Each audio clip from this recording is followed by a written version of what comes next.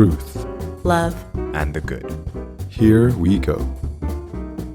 All right. Welcome, everyone. My name is Stefan. I'm the host of the Self-Conscious Podcast and a meditation and mindfulness teacher and conversation starter.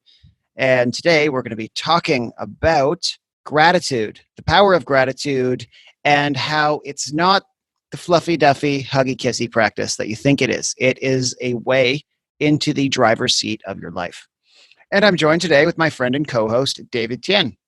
Yo, what's up? So I'm David Tian, and for the past 13 years, I've been helping hundreds of thousands of people from over 87 countries attain success and happiness and love and life. And I'm a dating coach, relationship coach, and a therapeutic coach and a therapist.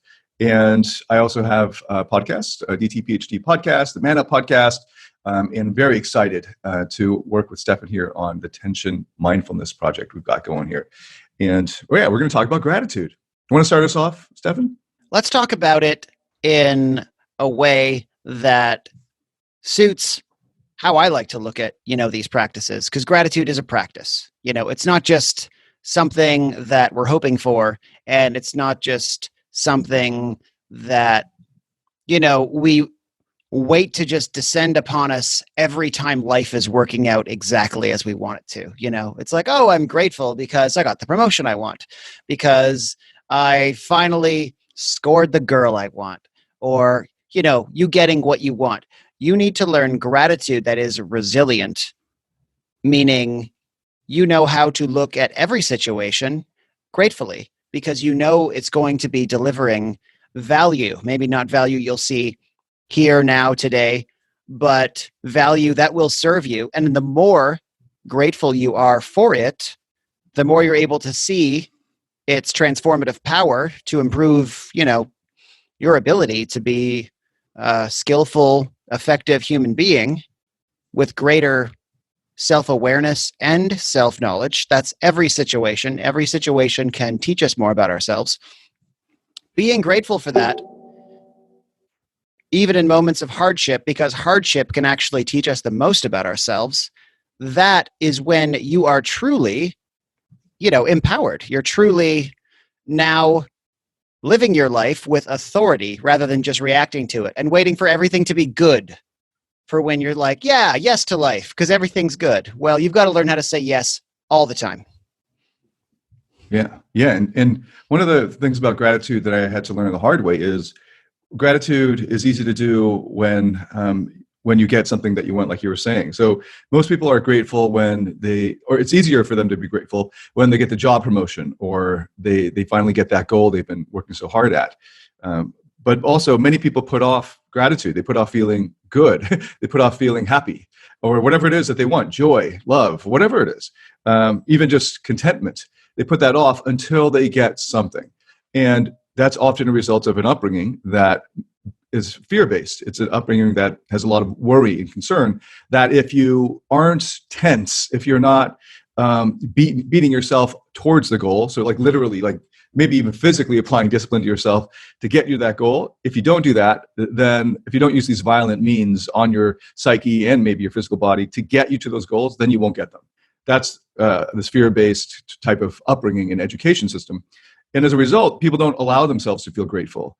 And the great gratitude practice for me changed when I realized I couldn't wait for the once a year type of goal. Or, a lot of these people who have goals also have big long-term goals, like the big, hairy, audacious goals that they trumpet in business and management consulting. And those, if it's big and hairy and audacious, it's going to be a goal that you probably won't reach for like 5 years or 20 years. So you're not going to be able to celebrate and be grateful until you're old and gray. And that makes for a really crappy life. And the gratitude practice for me changed when I realized I'm never actually going to enjoy those big moments if I can't enjoy the small moments. And if I can enjoy the small moments, then everything in life changes. In fact, the motivation and impetus to attack the bigger goals completely changes once you're grateful for what you have in the moment. And it can start with something as simple as being grateful for the clean air you breathe, if you breathe clean air, and the clean water you can drink, the 4 limbs that you have, if you have 4 limbs, the family members who love you and you love them, who still are alive. being grateful for the park that you can run in, and so many other things. You just think about these things.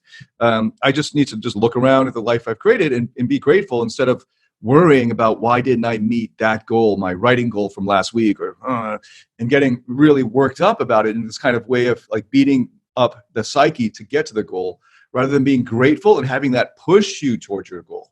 And Tony Robbins talks about this as the difference between push and pull motivation, that so many of us rely on this motivation. Well, I just flipped it around, but it's the same idea, that we rely on just using this kind of pushing, like, I got to get this thing done, or things aren't going to go well, that kind of energy, which is very common in university and high school around the all-nighter subculture that I was definitely in at the end of every semester. I'm like, we got to get this done or I'm going to fail, kind of thing. And then actually applying the right way to view your goals in life as being something that pulls you forward, so that you don't actually have to apply a lot of willpower or discipline to it. It just pulls you forward. And that starts with gratitude. And another thing that gratitude will do, so just I'm moving on to this next point here. Speaking of Tony Robbins, I also learned this from my own Robbins coaching training, is that gratitude drives out fear. And I started with that as saying so many of us grew up in an education system or an upbringing that used fear as a way of propelling us to accomplish goals. And it's a crappy life, and we rely a lot on fear. And fear sucks. Like, being in the state of fear is awful. And so many of us rely on that. We're afraid of not meeting the budget. We're afraid that if we don't take this job, we'll be out in the streets, or whatever it is, right? Fear, fear, fear. And fear drives us to look for certainty and security. And gratitude, so if you want to get out of fear, so hopefully you've discovered that that's kind of a shitty way to live, and you want to get out of it, but you're like, I don't know how to get my mind off of the thing that I'm afraid of, because it's sort of like when you're driving and you want to avoid something and you just keep staring at the thing you want to avoid, you're going to end up hitting the thing you want to avoid, but it draws you in because it's the thing that you're focused on. You're focused on the target or the object of your fear. And the way to take your mind off it, the first step, one of the most powerful steps, is gratitude. When you're in a state of gratitude, there is no place for fear. And if you can start every day with just being grateful for the things, the simple things, the plain things, the ordinary things in your life. And so many of us have those things that we can look around and find. And if you can start with those, then your whole life transforms, just from a very simple, short, quick practice to just frame your day, to start it off with. And one other thing, and I'll hand it over to you, Stefan, is there's realization that when you read history, if you think about history at all, you realize that almost all of our modern comforts were invented in the past 100 years. And human beings have been around for, well, depending on where you cut it off, at the Homo sapien or whatever it is, hundreds of thousands, if not millions of years. And for hundreds of thousands of years, Homo sapiens, there have been probably the same proportion of happy Homo sapiens as miserable ones. And the happy Homo sapiens were able to be happy in a mud hut without running water or electricity or all of these modern comforts. And we think, if I just make an extra $25,000 this year, I'll be able to be happy. Then I can be grateful for that. Not realizing that none of these modern conditions were actually required for that state that you're looking for, of contentment or joy or whatever it is, that positive that state that feels good. And that you can have that just with the flipping that switch in your mind, like just switching your perspective and being grateful for what you already have. Loving this. Wow, there's so much to talk about here. But first want to mention that it's hard not to once again bring up process orientation versus goal orientation. And most of us are wired to only be grateful for the goal, as you were talking about, because the goal is the dopamine hit. The goal also is fitting this sort of narrative that we've built up in our heads that this is the thing, and once we get it, that's the only time to feel content and satisfied. And this actually gets conditioned by our entertainments. And this has been talked about since the 80s, since what's his name? George Leonard wrote Mastery.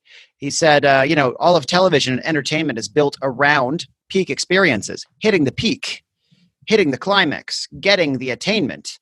And it's not built around showing us the joys and wonders of process. But that's a very Western construct as well. If you look at Eastern entertainments, like stuff from Japan, it's about finding joy and reverence in the moment, like the films of Yasujiro Ozu. Some European films are like this too. And you'll watch these films like, oh, these are not so exciting. Maybe, it's not like hitting us with like the dopamine of tension and suspense, action, and drama. But if you were physically in the space that these movies want to put you in, you would feel a wonder and an appreciation for everything around you. And that's what we're looking for in our lives. We're not looking for a cinematic life, because the cinematic life is only like one good moment, a build up to it, and then a drop off after. You want like a whole stable, continuous feeling of being glad to be here, right? And that means not feeling like you're lacking anything. And that's what's really powerful about gratitude, is that it completely changes your mindset. Because as soon as I started using gratitude practices, I realized that the whole time I hadn't been thinking about what I value. Most of my mental energy was formed around just looking at what I lack and looking what isn't there that somehow should be there because I thought it should be there. And me feeling like nothing was good enough because it didn't have this piece in place or that piece in place. And yeah, many of us believe we need this to drive us. We need this sense of lack to drive us, this sense that things need to be better, this restlessness, that maybe drives innovation or drives financial success. But I will now challenge you to try being driven by a sense of fullness and abundance, by looking at what you value and building from there, by looking at what you already have and building from there, because that is the only way to know yourself. Knowing yourself is not knowing what you lack and what you think, should be there that isn't. Knowing yourself is looking around at all the things you appreciate. That'll show you what you truly value, and that'll show you what you truly have to work with. Start there. But now we should later get into starting to value the things that you normally wouldn't, but start by valuing the things that are easy to, and then that's a platform to build into valuing the things you had been otherwise rejecting. But you probably have something to say about this. I'm going to pass it over to you. One step at a time for these for people. Just going from delaying your gratification for like that at the end, which might be 10 years from now, and then moving into just finding the things in the here and now that you can actually be grateful for, and realizing that there are many, many, many of them. That and then just the idea of like the motivation for achieving goals. One thing that I discovered that really switched things for me in school. So going from a B- GPA in my first semester at McGill, where I did my undergrad, to an A and then A plus graduating GPA, was one of the important principles was to realize that we're all motivated to do something. So you might hear about kids in school being considered like just being flagged for having no motivation. But we're all motivated to do something. It's just not the thing that the school wants us to do. So we're like, I know a lot of guys who are motivated to play video games. Like they're really motivated on that. You might be motivated to watch porn. Like you're motivated to do something. It's just that the world right now, or maybe the economy is not set up to reward you for doing that thing. And that causes frustration. But there's something you want to do. And as the world changes, and as it has since I was a kid in high school, and seeing now you could make millions of dollars being a professional video gamer, and that maybe when my kids, and definitely by my grandkids' time, video gaming or watching other people play online games will probably be more popular than actual physical games. Seeing that, like, oh, it was true. Like that principle that we're all motivated to do something. And if you can just use your creativity to figure out how to monetize that. I mean, look at my job now. Like, it's a miracle that I look back at what I was doing in the academy as a professor, looking basically at that time as a 20-year-old, trying to figure out, based on the majors available to me and my current interests and things like that. I didn't do well in sciences in university. I did do well in high school in them, but it was sink or swim at 700 kids in the freshman chemistry class, and I did not, and I sank. And then just looking at, okay, what's available to me, history, that sort of thing, right?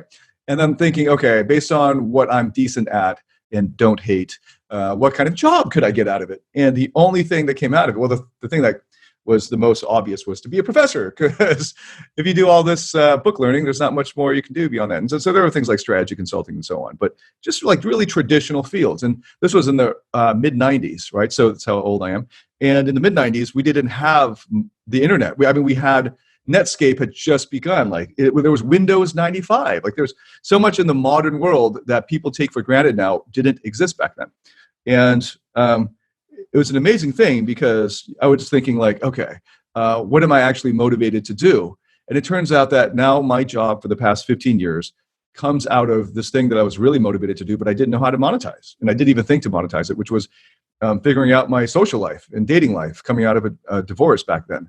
And that turned into a sideline hobby thing because of the internet and things like WordPress blogs. And then that turned into a really fun career for several years, actually just being in bars and clubs and giving seminars in the evenings.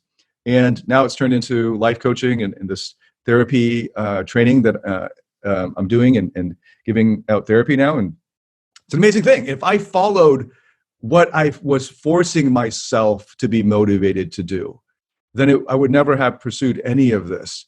I would not be living the way I am now. And so one of the greatest things about gratitude is when you start to be grateful for the things that you've got now, it opens up so many new possibilities that you probably weren't even on your radar before. And now moving into being grateful for things that fuck you up or that you think are horrible. And it's tricky because it's, as soon as you go there, even from a therapeutic perspective, you end up trivializing other people's pain, right? Like, hey, look on the bright side of things. You just lost your mother. Hey, look on the bright side. Your kid just was raped and killed. Hey, look on the bright side. You can't do that, right? So we're not you, whoever's listening, and you might have whatever pain you're feeling and have your trauma. And all of those are valid. All the pain there is valid. We're not saying to be grateful for the evil that was a result of that. But what we are saying is I'll just share from my perspective. Then it's easy. So from my life, you may not think that there's much difficulty in my life, but every major turning point of a new perspective, new approach to things, even these career changes I was just mentioning, were the results of great failure. Like failure to the point of like, this is my goal that I was working on for years and I failed at it, or it just blew apart or just fell apart. And then what do I do now? And then thinking it's over and actually becoming suicidal several years ago as a result of my narcissistic goals completely crumbling in front of my eyes and not knowing where to go and thinking it's just going to be hard work from here on out. And I already achieved everything I wanted. So why do all the hard work? It's just going to do all I'm going to do is all the hard work and just get back what I already had. What's the point of that? I already had it. And starting from a place of gratitude to think, okay, getting to the point of gratitude required this realization that every major change in your life, to get outside that paradigm, to get outside that box, requires the destruction of the current paradigm. And when that happens, you don't know where the new paradigm is. So I'm 43 now. So having several of these life-changing turning points where it's just complete chaos. Like I don't know where the center is. I don't know where up is and down is. And I don't know where to move forward. But just staying in this holding pattern of waiting. And in the meantime, just looking for everything. Like just keeping my eye open and saying yes to all these different things that my friends or mentors are suggesting and just seeing what happens. And just realizing that the thing that's going to come next is it's something that I need to, that I don't know yet. So knowing that you don't know it, and then being grateful that this is happening because a big transformation is around the corner. And it's what I call the vantage point of trust. And I've done a podcast with Henry Chung on that topic. Choosing to trust in the process, that you may not know what good could come out of it, but trusting that there will be good that will come out of it, or that you'll finally be able to see the good that is coming out of it. Taking that trusting vantage point then sets you up to actually see it. So if you understand the science of the reticular activation system, the RAS, you know that there are thousands, if not millions, of things that we in our five senses could attend to right now. But because of just in order to survive, we have to home in and focus in on a very small subset of those. And that's how our brain has been wired. So the thing that you don't know is the thing that you're ignoring. And if you take that vantage point of trust, then you can stay open to wherever that inspiration will come from. And it's very much connected to the starting point of gratitude. All right. Yeah. You're talking about a really core mindfulness principle too, which is about awareness, and a lot of people think mindfulness is just being aware of more or noticing more or just being present. Well, what does that mean? Because there's an infinite amount of information you can take in. So it doesn't just mean higher quantity. There's another level of intelligence that kicks in there. And actually in the yogic traditions, they call that viveka, the word meaning Sanskrit word for discernment, which means knowing what is important, knowing what's most relevant right now that needs to be attended to, rather than just, getting pulled around by endless amounts of sensory information. And this is important. Like openness is really important. And most people, that's a core thing they need to work on, because most people are not open. They're tethered too hard to like one singular thought or idea that they're getting pulled towards. Openness is good, but also once you're open, there has to be like a readiness for the right direction, for information that is the most important, more important than all of the other information that's coming in that needs to be attended to, more important than the static, coming off of the TV. That's a terrible example. No one has TVs with static anymore. I got to come up with better sensory examples that are more timely. But you know what I mean. The static coming off of your computer screen, which doesn't come off of your computer screen. Anyway, there has to be a certain movement in the right direction. And that's an availability for that. Now, gratitude comes in here because the power of gratitude isn't just simply being grateful for big, broad, abstract things. Like, I'm really grateful that the earth continues spinning around the sun and doesn't get incinerated by it. You could say that. You could say that, sure. Like, great. But gratitude for really, really specific little things that are special to your life and your present experience, that is what can really enliven your experience and really bring your attention into greater discernment so that you can see what's truly important to you in the moment.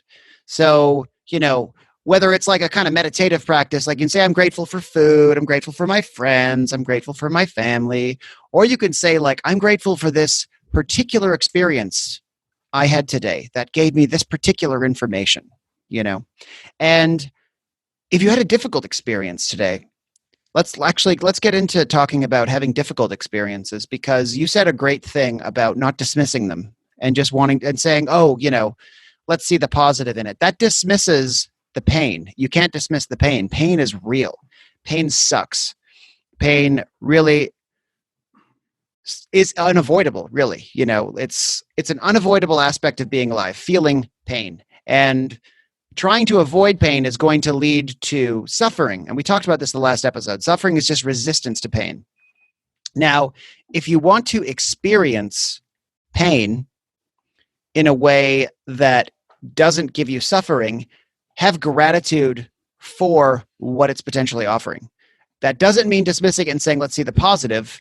Let's experience the pain and experience what it might be telling me. For example, if I'm feeling deep sadness, that means that I should probably shift my perspective and understanding to fully let go of something, to fully embrace change. That's what sadness is often telling us. Or if I'm experiencing rage, like anger, it's a really good time to, straighten up your shoulders and say, what is it that I feel is being violated right now? What do I value that I'm feeling is being infringed upon? And is it really being infringed upon? And then in that moment, you can be really grateful for your anger because you're learning about what you value. I know we can reject anger and say, well, I'm just being a jerk right now. I'm just being, I'm feeling pain right now. Anger often isn't pleasant, and it clouds us and it throws us off track and makes us throw energy around, recklessly. But when you take an experience of anger and say, I'm having an experience right now that is bright and powerful and indicative that something's very important to me. Let's pay attention to what's important. And you're able to be grateful. Say, thank you, anger. You can actually, this is what I do.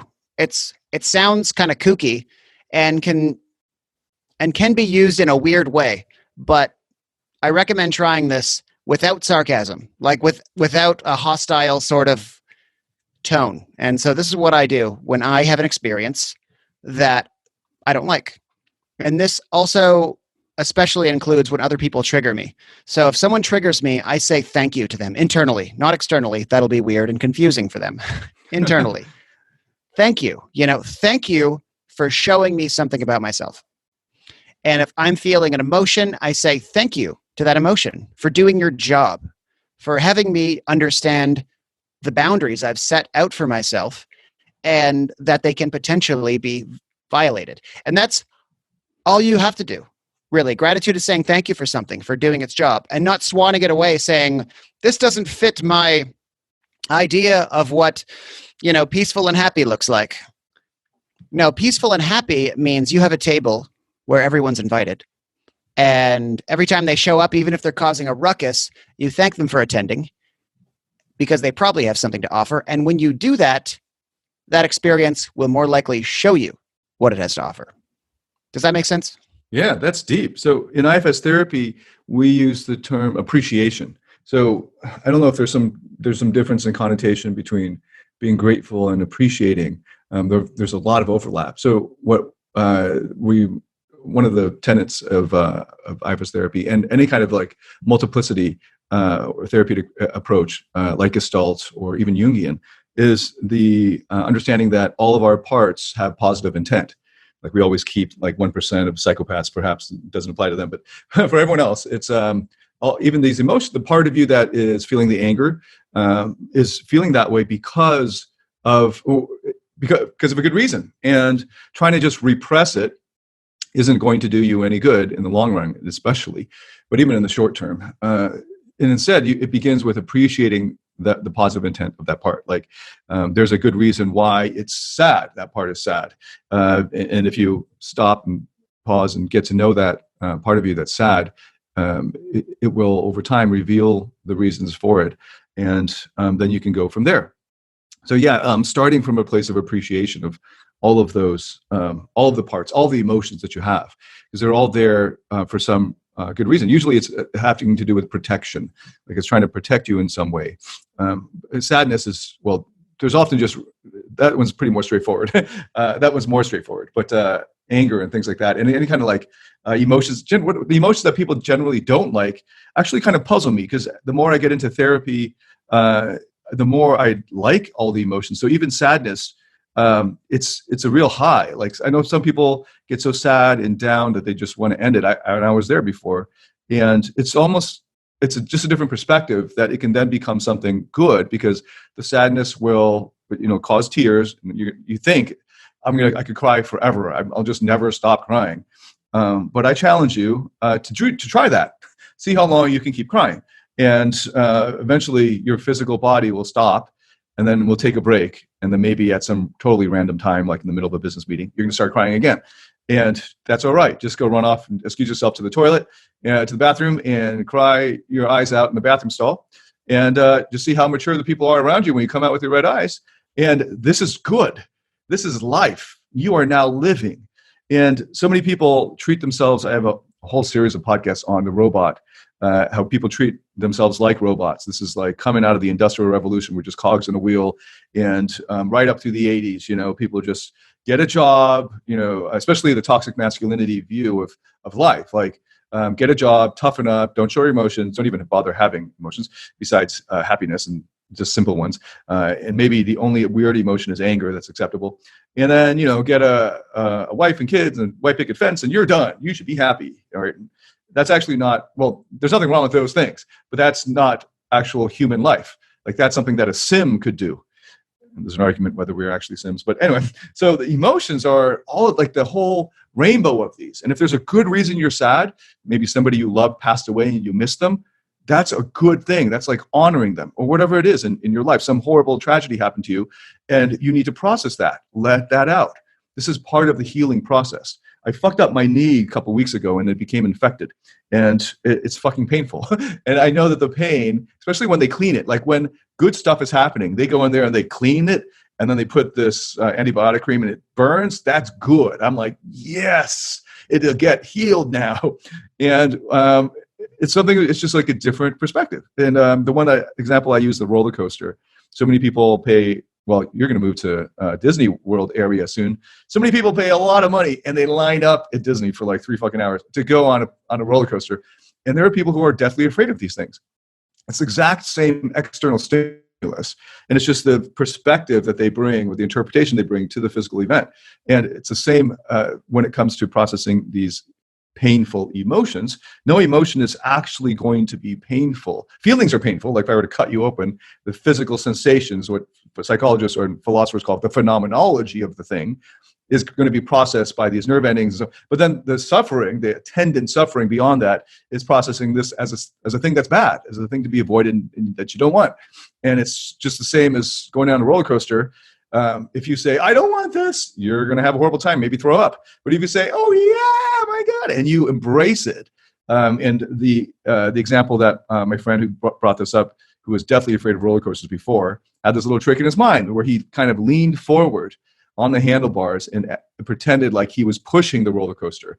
And now that he had this little semblance of control, he was able to enjoy it and to let go. He needed that little bit of illusion of control. And whatever it is for you to realize that, however long it takes as well, for you to heal and get to that point, these emotions that many people consider to be painful are actually very cathartic. And catharsis is a great word for this, because the good stuff comes towards the end of that cycle. And then it happens again, like waves, right? So just like surfing a wave, while you're waiting for the wave to hit you, it's not very exciting. And then when the wave first hits you, it's like this, boom, and then while you're riding the wave, then it feels really nice. And it's good to think of emotions as these waves. They'll come and go, ebb and flow. And the thing to do if you want to heal is to ride them.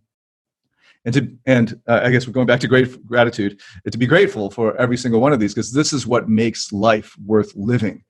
Otherwise, you might be wishing that you were actually an android that could just remove the emotion chip from your life, and you could think perfectly rationally, like all of the, this is the old modernist fantasy that created the first Star Trek. So I'm referencing a bunch of Star Trek things with emotion chips, and realizing that this is what makes life worth living. These messy emotions.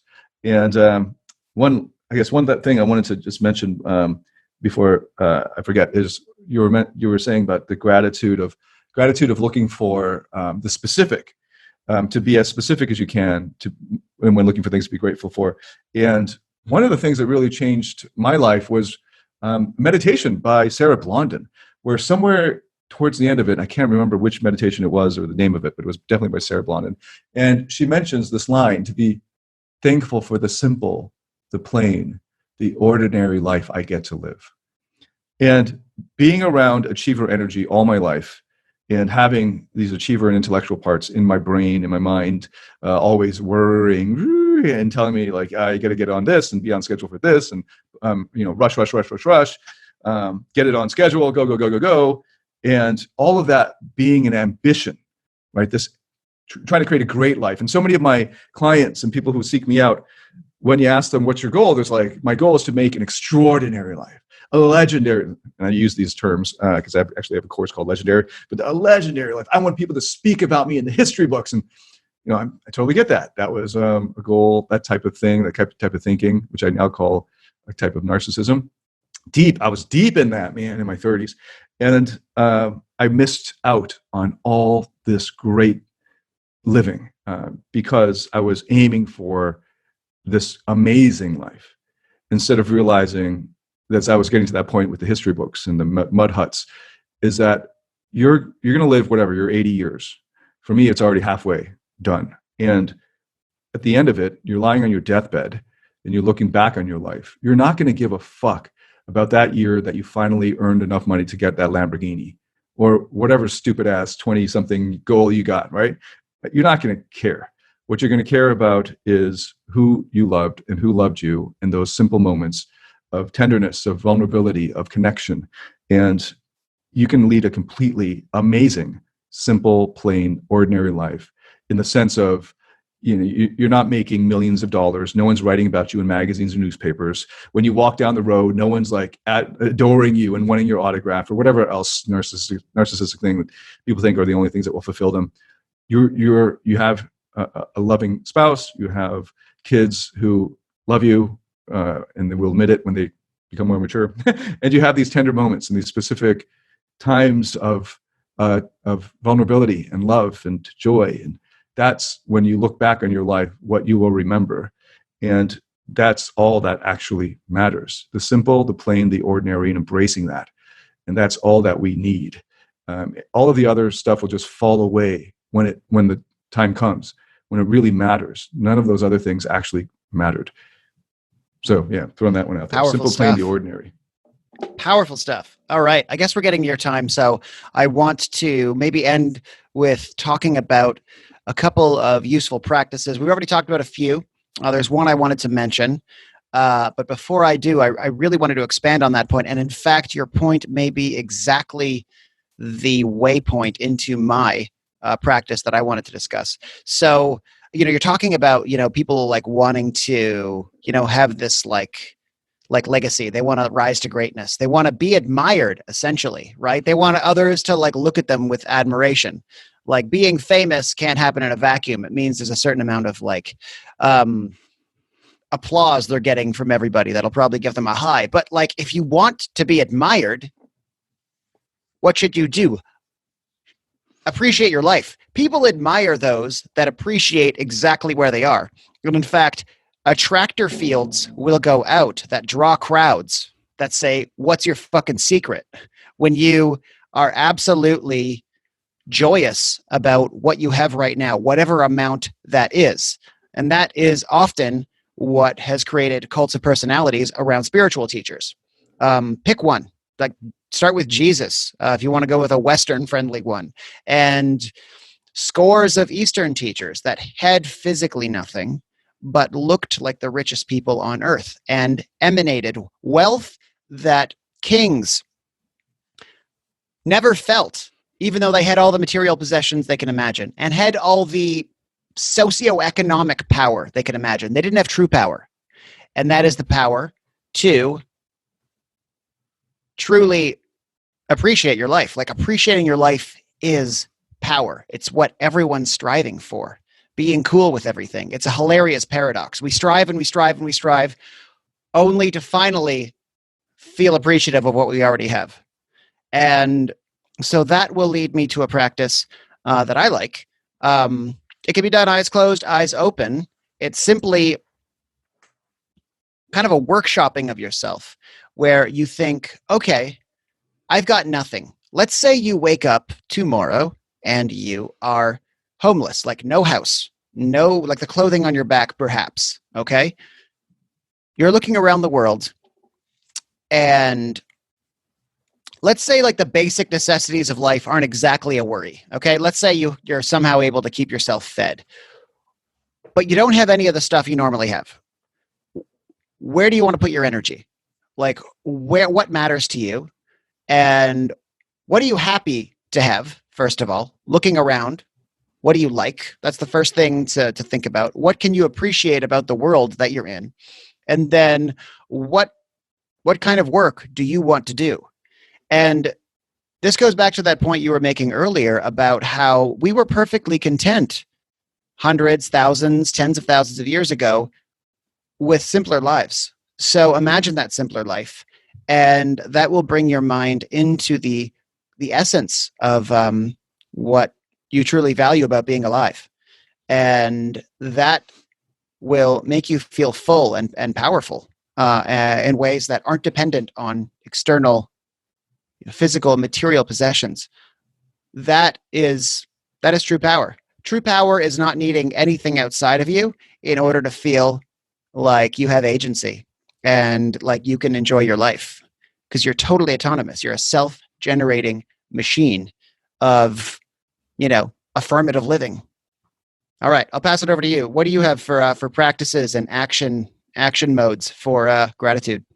Oh yeah, well, people can start really very simply with just taking. There's this one called the 5-minute app or something. I forget the exact name of it, but Tim Ferriss has written about this, and it was developed by an acquaintance of mine. And you just download it. It'll prompt you with 3 questions. You can do a morning and then an evening one, and you just write it in. You just journal it. I think it's a 5-minute journal. And they're going to prompt you on what you're grateful for, and you just write them in there. And then you'll see it'll be saved for you so you can look back on them.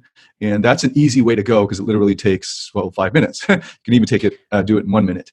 But I've actually worked it into my meditation. So over the years, I've tried lots of different meditation styles and formats and so on. And at the moment, for the past year and a half, I've always worked in somehow a moment to go into mindfulness and try to be attuned, try to get my senses like heightened while my eyes are closed. So it kind of shuts down one of them. But then and then from there, tuning into 3 things in my life happening right now that I can be grateful for. And then one of them will always be, it just tends to be a person or persons.